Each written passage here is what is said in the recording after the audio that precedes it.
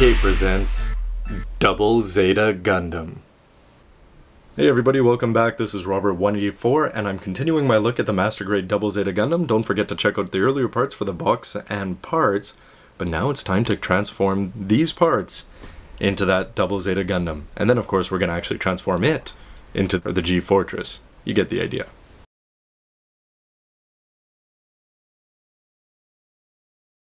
Connecting the backpack can be a little bit tricky, however, but you'll notice inside here that there's two parts here. You're going to connect this top peg into this polycap that rotates, but before you do that you're going to attach on this red arm and attach that onto the skirt armor, and then this will stay as a part of the legs.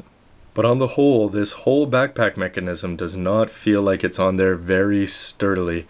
Anyway, once we connect that to the chest, hopefully it stays in place a little bit better.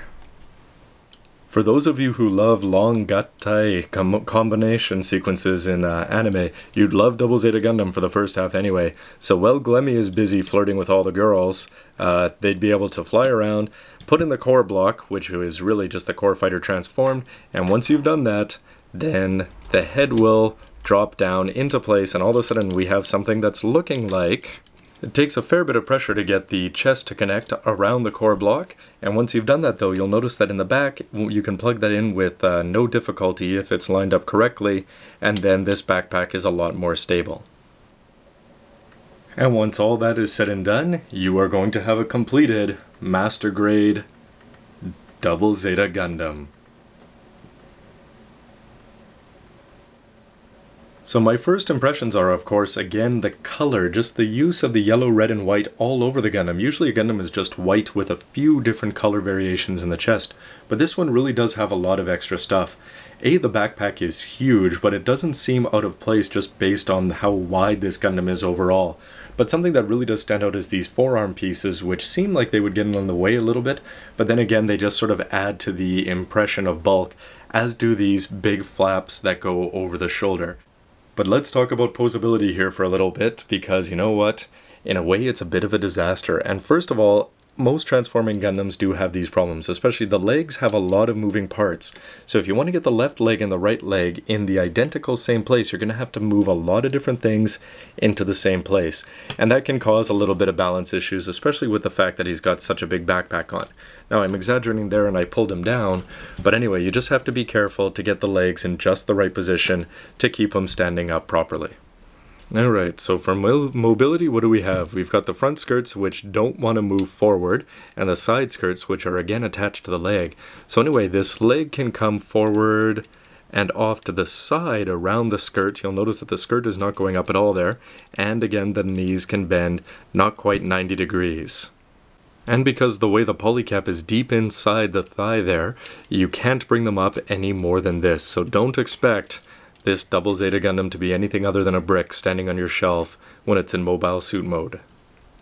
As for the arms, if you try to twist them backwards, you're going to have that big backpack in the way, so nothing really doing there. You can bring them forward a little bit if you chose to. Anyway, the elbows can spin around, but again, because you've got these red parts on here, you can fold them out of the way on occasion if you want it to go around like that. Again, I'm just struck by the brickishness of this. Really, there's not much you can do with it, and these arms and legs really have next to zero. But the head does have more mobility than expected because it's on a single polycap inside there, but this gray part inside can also move. So you can twist the head, and you can see there that it's moving forward and back a small amount there. So that's why obviously they decided to brag on the box that the head has 2 points of articulation. Big deal back in '99.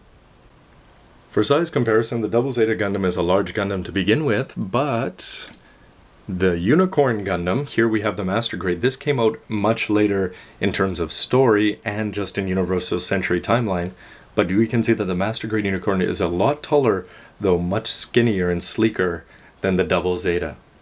And every time I do this, it feels like I'm picking on the Master Grade Victory Gundam, but like I said, once you get the V-Dash pack, you'll be a lot bigger, kid. So with its head height of about 20 meters, the Double Zeta should stand quite a bit taller than a typical Gundam, which is 18 meters. So newer fans of Gundam, you have on the right the 00 Gundam, so meet Double Zeta. DX will get its Master Grade one day, really. For weaponizing the double Zeta, you'll notice something very unique. As I mentioned, with the beam sabers, you're able to bend this out, but if you notice, you don't plug it into the palm, but you actually put it into sort of the back towards the wrist, and it's the same idea with the rifle here. This is going to plug in there, so it should stay in place very well.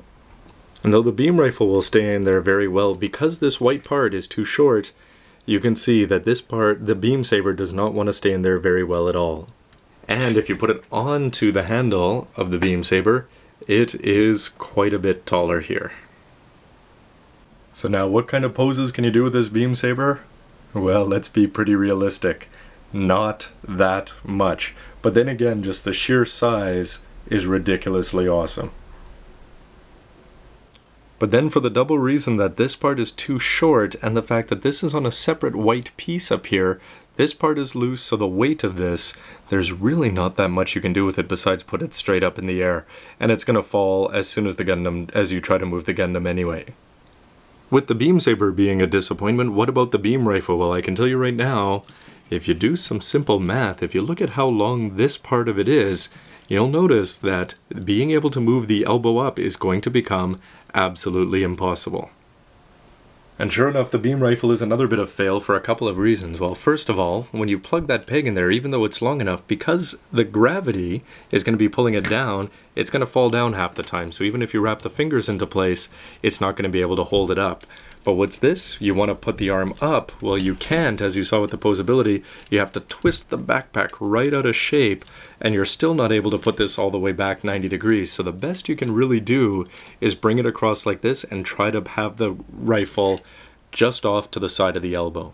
And really, trying to get this into just the right place is a bit of a joke, because you can't even use the shoulder to lock it down, but because it doesn't want to stay properly locked into the fist there, it's really, really loose. You're not going to have a lot of luck with this, no matter what position you try to put it in. And weight issues, no matter which way, you can't really win with this, because either it's going to want to fall down this way, or if you twist it off to the side, it's going to want to twist down that way. So I don't want to jinx it here, but I was able to get it up on the turntable and staying in the hand. You'll notice that it slid out though of the palm. But of course, as I was doing that, this red piece fell off. So in other words, this is not a very solid model, and it has horrible weapons. So anyway, everybody, this is Robert184 from Gundam.tk. Stay tuned for part 4, where we will transform this and see how that stacks up. Anyway, let me know what you think of the mobile suit with a comment. Hit like if you do like the video, and always let me know what you think on the front page or in the video itself. As always, thanks for watching, everybody. See you next part. You know, the quality of my pilots went way downhill ever since you showed up. Even in the future, I'm still cool.